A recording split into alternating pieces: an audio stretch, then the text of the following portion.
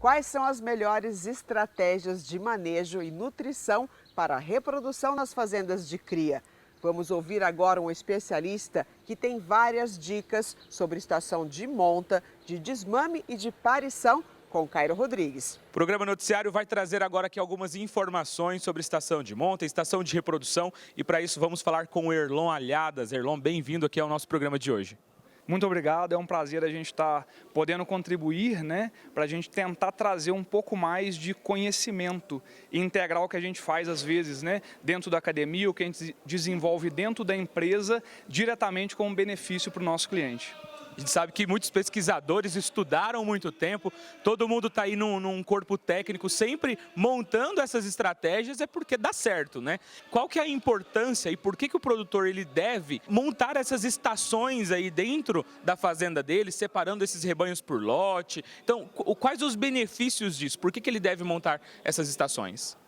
Então, esse é um ponto muito interessante, e por mais que ele não seja uma novidade direta para nós, mas ele ainda se aplica de forma muito eficiente dentro do sistema produtivo. Organizar o nosso manejo dentro da propriedade para eu ter uma concentração de mão de obra através de uma estação de monta e, consequentemente, uma estação de parição e uma estação de desmame. O que acontece numa etapa subsequente, ela vai ser efeito direto do que aconteceu numa etapa anterior.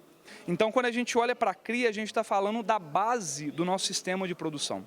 E nós temos, talvez, 3 principais pontos ao estruturar esse sistema de estação de monta, parição e desmame dentro de uma propriedade.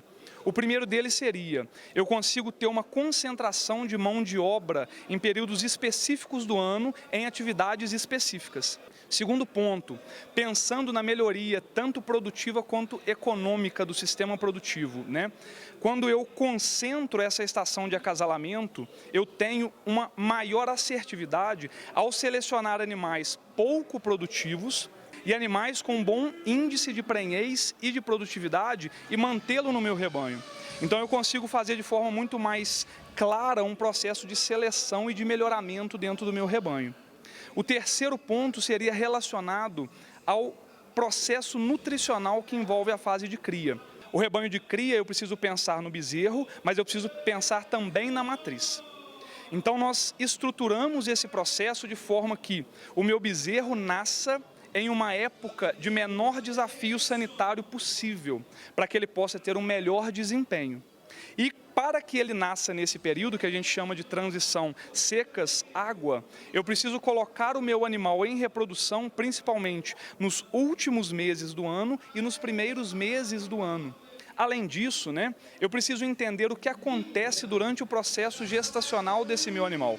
Então, do ponto de vista da matriz, quando eu coloco ela em reprodução, a gente vai dividir esse período de gestação desse animal em 3 terços.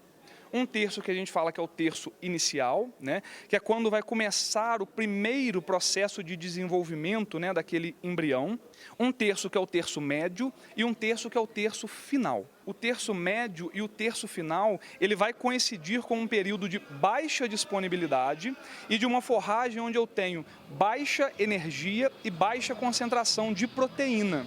E do ponto de vista do desenvolvimento desse meu feto, quando eu olho para o terço médio, é ali que vai acontecer principalmente o processo de formação das fibras musculares. Por que isso é importante? Quando eu penso no desempenho do bezerro, na recria, ou durante a cria, ou na terminação, o que acontece depois do parto é só um enchimento das fibras musculares que se desenvolveram durante a gestação. E esse processo, que a gente chama de hiperplasia, ele acontece principalmente no terço médio.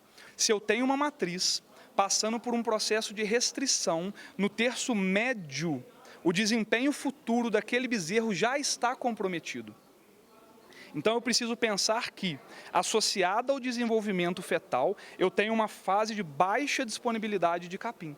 Do ponto de vista do terço final de gestação, o que acontece é que vai ser nesse período que a minha matriz vai ter a maior exigência de gestação.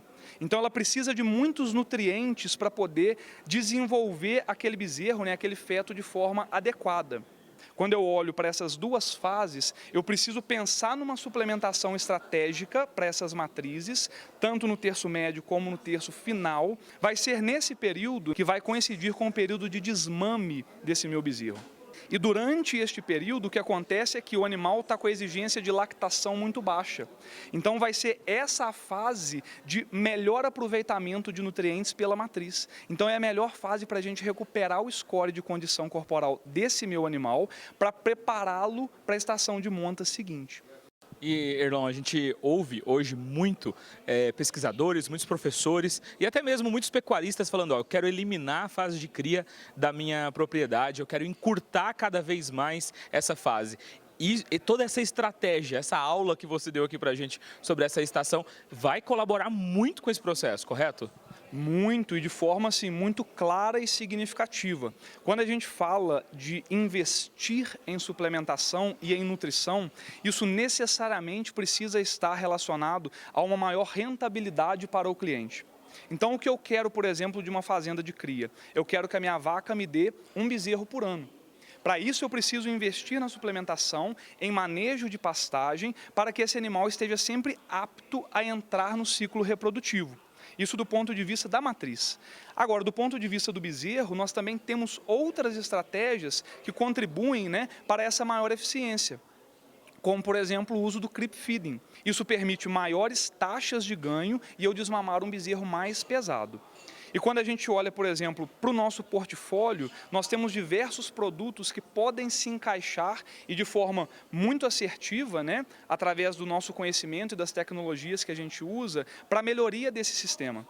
Então isso vai depender da característica do cliente. Então, por exemplo, nós estamos diante de um cliente que ele consegue, né, comprar um núcleo e fazer o proteinado na fazenda.